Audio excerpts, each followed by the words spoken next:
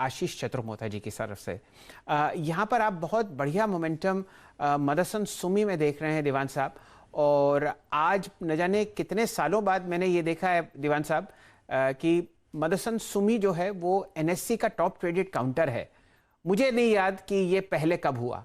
लगभग अगस्त 2018 के highest levels पर मदरसन सुमी आपको चलता हुआ दिख रहा है। बताइए क्या रणनीति रख रहे हैं आप इस काउंटर के लिए? शैल जी, बहुत ही बढ़िया चाल इसमें दिखी है, और उसका कारण ये है कि हम लोग ने जब भी गिरावट आई, इन्होंने रीस्ट्रक्चरिंग की बात की, तो स्ट्रीट को कुछ ना कुछ इसमें डाउट होता रहा, पसंद नहीं आया। लेकिन जब फाइनली कंपनी ने इस टाइप के मार्जिन हासिल करके दिखाए और आगे चल के गाइडेंस इस टाइप का दिया है ग्रोथ का, और एक सिंपल चीज में अगर मैं आपको बताऊं कि इन्होंने जो कंटेंट पर कार होता है, कंटेंट पर कार, वो उसमें जो ग्रोथ पाई है वो बहुत ग्लोबली कम प्लेयर्स ने इस टाइप के टाइम फ्रेम में पाई है। इन्होंने पहले डिसाइड किया था कि हम लोग ग्रो होंगे इनऑर्गेनिक तरीके से, कि एक्विजिशंस करके। अब इन्होंने ये करके दिखाया कि जो एक्विजिशंस लिए हुए उसमें से भी इतना बढ़िया इन्होंने जूस निकाल लिया, और सब जो आरओसी जो रेशोज हैं उसको इतना इंप्रूव किया है। बट मैं समझता हूं इस लेवल पे जो बाइंग हो रही है वो इंस्टीट्यूशनल प्लेयर्स की है, जिनके लिए एटलीस्ट अगले 3 साल का होराइजन है। अगर आपका होराइजन कम अवधि का है तो इस लेवल पे लेंगे तो आप थोड़े से मायूस हो सकते हैं, क्योंकि कभी कभार इसमें गिरावट आ भी सकती है। ये जिसको कहते हैं रिचली वैल्यूड और looking forward to strong valuations जो है, स्ट्रांग अर्निंग्स, उस टाइप के वैल्यूएशंस हैं। इस क्षेत्र में अगर आपको कुछ और देखना है और इसी टाइप की ग्रोथ जहां पे आने की संभावना है, मे बी इस मात्रा में नहीं बट इस दिशा में, तो उसमें आप बॉश को देख सकते हैं। ऑफकोर्स थोड़ा सा शेयर 16,000 का है इसलिए महंगा लगता है, लेकिन आप कम शेयर ले सकते हैं। लेकिन हमने देखा है कि जो उच्च श्रेणी के शेयर्स हैं, जो ऊंची कीमत के शेयर्स हैं, वहां पे लॉन्ग टर्म बेसिस पे वेल्थ क्रिएशन कितने बढ़िया हो पाती है। तो अगर आप बॉश को आज देखें, उसके रिजल्ट्स आने के बाद थोड़ा सा हल्का आपको मिला, और वापस उसमें आज 300-400 रुपए की बढ़त भी उसने हासिल की, और ये आगे चल के मुझे लगता है करीब 19-20 हजार की तरफ कूच लगाने की क्षमता यहां भी आपको दिखेगी। चलिए आपके सामने बॉश का चार्ट लेके आते हैं। 4 दिन की गिरावट के बाद आप बॉश में एक हल्का सा हरा निशान आते हुए देख रहे हैं, 15,840। ये आपके सामने फिलहाल स्क्रीन पर आता हुआ, और राय यहाँ पर आपको दीवान साहब ये दे रहे हैं कि भाई प्रिफर करो बॉश ओवर मदरसन सुमी। मदरसन सुमी का चार्ट अगर हम दोबारा लेके आएँ तो दीवान साहब की राय है कि भाई ये लॉन्ग टर्म परचेज हो सकती है। अभी यहाँ पर वैल्यूएशन जो हैं वो ज़रा रिचली वैल्यूड हैं, लेकिन मोमेंटम आपके साथ है। आशीष चतुर्मोता साहब से जुड़ते हैं। आशीष जी, कोई राय अगर आप मदरसन सुमी पर देना चाहें तो? बिल्कुल शैल जी, देखिए सबसे इंपॉर्टेंट बात है कि आज करीब 15% का इजाफा ओपन इंटरेस्ट के अंदर में हुआ है, और वॉल्यूम के टर्म्स में आज भी जबरदस्त वॉल्यूम देखने को मिले। कल भी हमने यानी फ्राइडे के सत्र में भी इसके अंदर बहुत ही अच्छे वॉल्यूम देखने को मिले, और ये बहुत लंबे समय से कंसोलिडेशन इस स्टॉक में चल रहा था, जिसको फाइनली इसने ब्रेक किया। मैं मानता हूं हो सकता है शायद 2 से 3 दिन ये साइडवेज ट्रेंड के अंदर में जाए, बट इवेंचुअली मेरा ये मानना है कि 235-240 की जो लेवल्स है वो बहुत ही जल्द आपको मदरसन सुमी के अंदर में देखने को मिलेंगे। तो इसको मैं समझता हूं कि बाय कीजिए, और बाय ऑन डिप की रणनीति भी इसके अंदर मेंटेन रखिए। 209-208 के आसपास अगर से ये स्टॉक आए तो ये बहुत अच्छा एरिया होगा जहां पे ट्रेडर्स एक लॉन्ग पोजीशन बना सकते हैं। 203 रुपए का यहां पे पोजिशनल स्टॉप लॉस रखिए। 240 तक की अपसाइड मैं मदरसन सुमी में एक्सपेक्ट कर रहा हूं। दूसरा काउंटर है जो हम लोग अब डिस्कस करेंगे, मदरसन सुमी पर बाय ऑन डिप्स की रणनीति आपको दोनों हमारे टेक्निकल एक्सपर्ट आशीष चतुर्मोता साहब और प्रकाश दीवान साहब देते हुए दिख रहे हैं।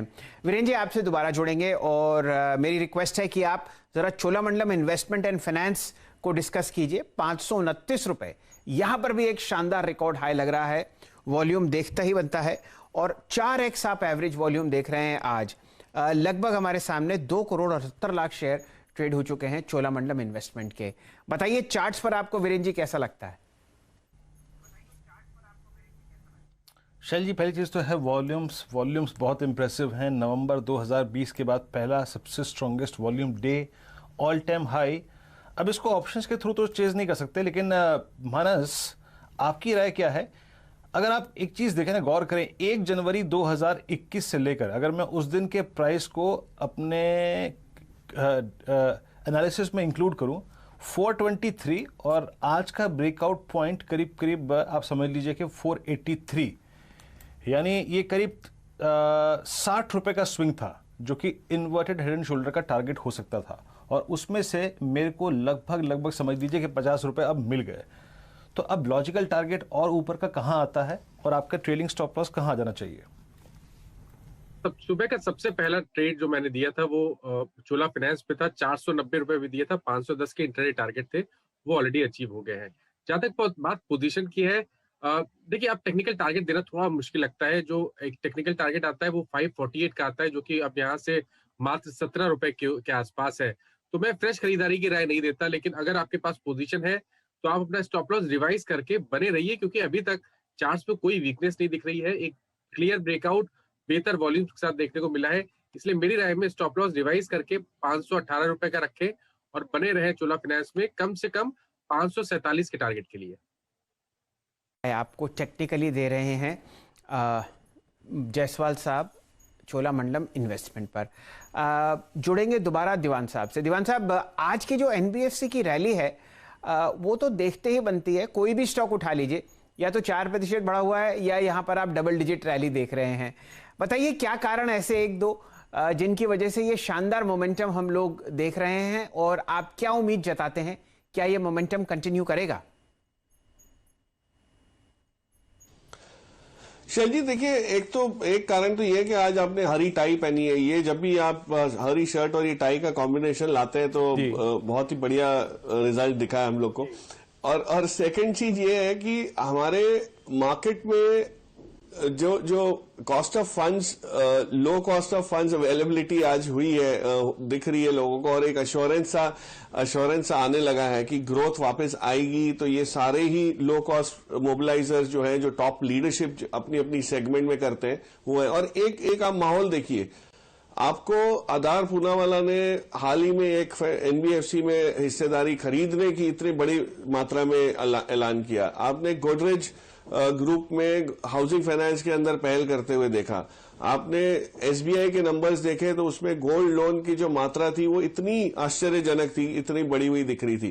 तो ये और आज एसबीआई ये कह रहा है कि हमारा हाउसिंग लोन पोर्टफोलियो आप देखिए, उसके लिए एक प्रेस कॉन्फ्रेंस के जरिए उन्होंने उसका भी मार्केट से शेयर किया। तो सब चीजें आपको ये बता रही है कि जो ट्रेडिशनल बैंकिंग है उसके अलावा एनबीएफसीज को जो ग्रोथ मिल रहा है, खास करके ये 3 वर्टिकल्स जिनके मैंने नाम लिए, एसएमईज, हाउसिंग फाइनेंस और गोल्ड लोन, इसमें इतनी बढ़त है कि आपको अब आगे चल के सबसे ज्यादा ग्रोथ यहां पे दिखेगी। तो जो लोग इसके अंदर अच्छी तरह पार्टिसिपेट कर पाएंगे उन सभी की री रेटिंग हो जाएगी, क्योंकि आपको विजिबिलिटी ऑफ अर्निंग्स जिसको हम कहते हैं वो आ गई। आपके सामने एक ईपीएस का आंकड़ा मजबूत होते हुए दिखने लगा, तो उसको इजी बन जाता है डिस्काउंट करना। प्राइस टू बुक आप देखिए काफी रीजनेबली कई अवेलेबल थे। तो उस लिहाज से ये रैली है, और एक री रेटिंग का दौर जो है थोड़ा सा शुरू हुआ है। ओके, मैं